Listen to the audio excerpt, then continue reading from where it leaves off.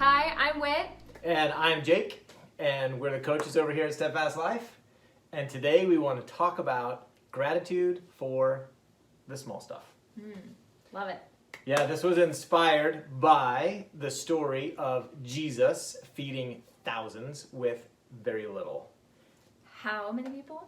Thousands? Like 5,000 people? Depends on which story you read. One 5,000, one 4,000. He did it twice. Oh. Yeah, he's kind of a big deal. With how little of food? Like 500 loaves? 2 fish, 2 fish? 5 loaves. What? That's for sure impossible.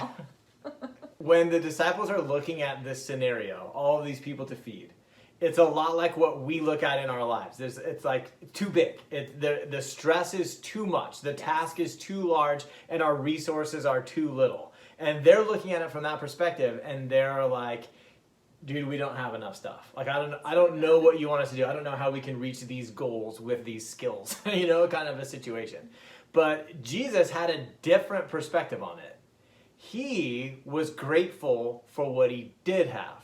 In both stories, he takes the bread and the fish and he thanks God for it. He's like, thank you for this. And then, of course, as the story goes, that he feeds everyone and they end up with 12 baskets left over in one and 7 baskets in the other, I think. You're going to have to fact check me on that one. Ooh, fact checked him. Yeah, something like that. What we like about that, what we were discussing, is this idea of, okay, well, a lot of times I look at my life, I dismiss the blessings that are here because they seem like not enough for the big task I'm going after. And so then I don't thank God for them. I'm not grateful for them. I'm thinking of the little bit I do have, like, oh, that's not enough for what I'm really going after. Yeah. When the truth is that the things that you're grateful for end up multiplying. It's what you multiply. And so that's the question that we have today is what are the little things in your life that you'd like to multiply? So Whit, what are you looking to multiply in your life? Well, I'm feeling a little frisky, so I'm just gonna... Frisky? I'm just gonna I like where this is headed. I want to multiply you.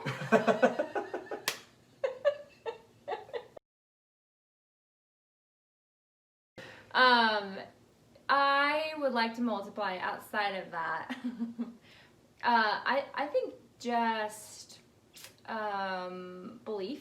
Belief meaning that I'm consistently reminding myself of where I've come from, what has been possible that I once thought was impossible, and reviewing that, reflecting on those testimonies often enough that my belief ends up multiplying. When I hear that story of Jesus, I'm like, how did he do it? And I think, to me, it feels like his belief was just so uncapped. And so he was like, yeah, this is no big task for what I'm capable of with the Father. And so, man, if I could multiply that in my life, I don't know what kind of fruit and blessings and adventure that it would give. Yeah, no question about it. It makes me think too of like even little pieces of progress. I'm trying to get stronger again after taking a bit of time off of doing that. And so a lot of times when I'm lifting or working out, I feel like what I'm accomplishing is too small.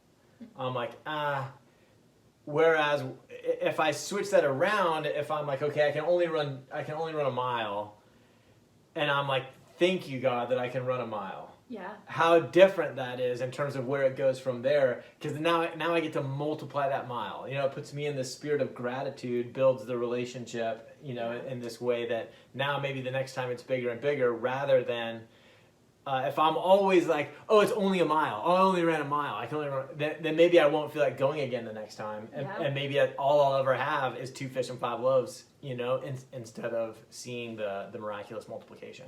Yeah, I love that. So now we could ask you, what are you wanting to multiply?